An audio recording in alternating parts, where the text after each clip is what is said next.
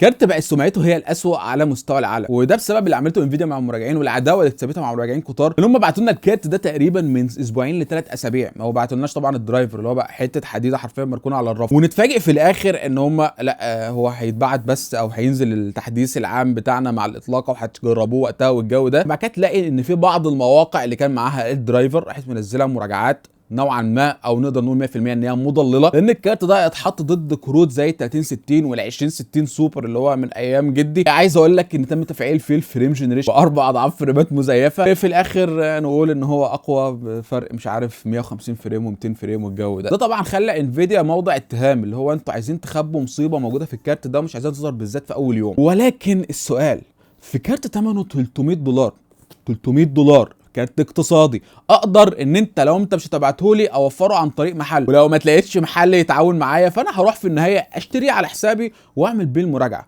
فهل الشيء المستخبي ده جوه والسبب المشاكل دي كلها عليه يستحق العداوه اللي حاصله وكهربة الجو اللي حاصله دلوقتي؟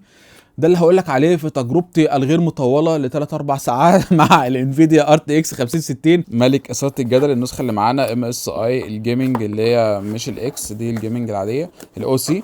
نفتح دي كده، معانا انبوكسنج الكارت ما فيهوش اي حاجه مفيده يعني، حاجات مالهاش لازمه. اتكل على الله اهو.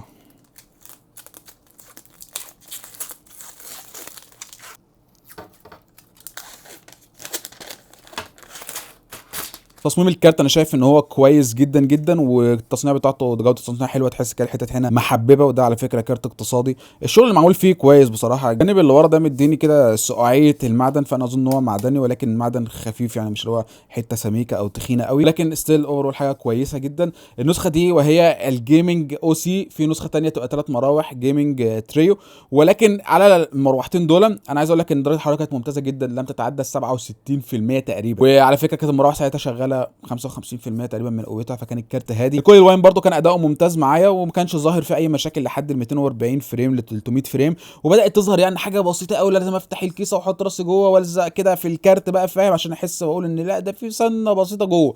فانا اقدر اقول لك ان هو كارت هادي مريح للاستخدام، حتى لو انت واحد من الناس اللي بتفتح جنب الكيسه مش هتبقى متضايق منه. اما عن باقي المواصفات زي الكودا والتنسور والكلام من ده، احب اقول لك او الخصهم لك كده في حاجه بسيطه قوي. الكارت ده ازيد في عدد الانويه بنسبه 25% عن ال 4060، واقل عن ال 4060 تي اي بنسبه 12.5%. لكن حط في الحسبان ان دي معماريه البلاك ويل الجديده، البلاك ويل 2، على عكس طبعا القديم ده اللي هو شغال بادا لافليس تقريبا، ادا لافليس صح، مش عارف هي كانت صح كده ولا لا، عموما مش هنختلف في الاسماء. ده ال 4060 تي اي اللي هيتعمل عليه الاختبارات المقارنه بيه دون نسخه التريو. اما عن سحب الطاقه فالكارت ده ريتد من انفيديا انه بيسحب لحد 140 واط، لكن ده سحب معايا ناحيه ال 150 154 واط، وما كانش في اي مشاكل من ناحيه درجه الحراره والجوده، زي ما قلت لك كان مهندل الدنيا كويس. ولكن برضه اوفرول انت ممكن تبقى تستخدم معاه باور سبلاي كده منطقي زي دون الام اس اي ميدج اي 750 جي ال اس البي سي اي اي 5. طبعا بيجي معاه الكيبل ده البي سي اي اي 5 بيبقى باللون الاصفر عشان تعرف اذا كنت انت، طبعا طول ما هي باينه كده حضرتك لازم تعرف ان انت كده ممكن الباور يولع منك، فانت تعمل ايه؟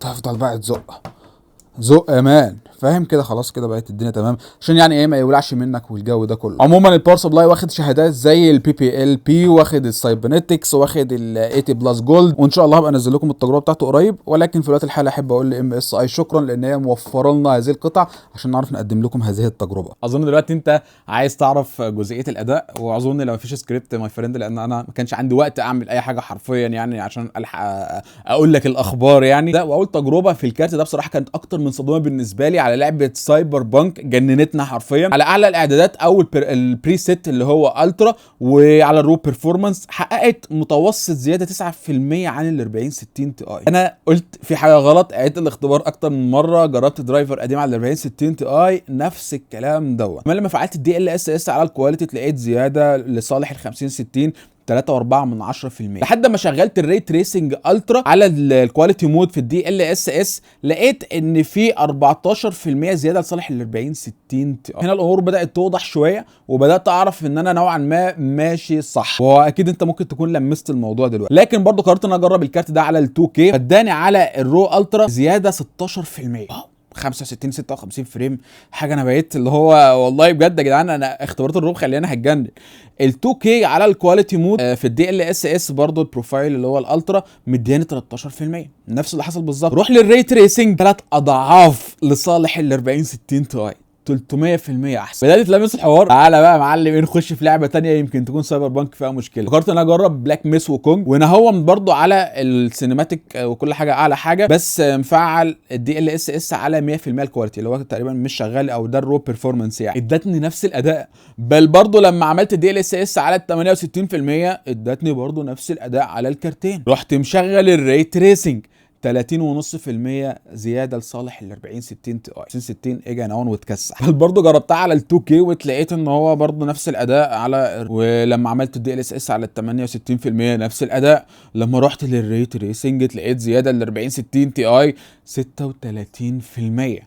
الكارت 50 60 كل شويه بيجي عند الريت ريسنج ويتكسح. بدات تترجم اللي بيحصل. لو هتقول لي ان هو اضعف في الريت ريسنج اقول لك مش ان هو اضعف في الريت ريسنج، هتفهم دلوقتي الكلام وركز معايا. رحت مجرب لعبه كمان برضو من العاب سوني وهي هورايزن زيرو دون، جربتها على اعلى الاعدادات اللي فيها على دقه 1080 الرو من غير الدي ال اس اس، زياده لصالح ال 50 60 ب 3.6%. لما جربتها على ال 2 كي اعلى الاعدادات لقيت ال 50 60 متصدر ب 8% اكتر، حاجه بسيطه. اما اساسنز كريد فالهالا على الاعدادات على الكارتين الاثنين نفس الاداء على 1080 وعلى ال 2K. طبعا الاختبارات مش هتكمل من غير اي برنامج من برامج الشغل، فانا يعني ما قدرتش اعمل لكم دافينشي لان نوعا ما الدرايفر فيه مشكله فبيخلي 50 60 بيكراش كل شويه، مش عارف ايه الحكايه. لكن على بلندر الاختبار البنش مارك بتاعهم اشتغل، وكانت النتيجه ان في اختبار المونستر ال 50 60 اقل ب 6%، ولكنه في اختبار الجانك شوب كان ازيد ب 4%، وفي الكلاس روم كان اقل ب 2%، بس اللي هو تقدر تقول الاثنين يعني قريبين جدا من بعض. وده ينقلنا لجزئيه مهمه.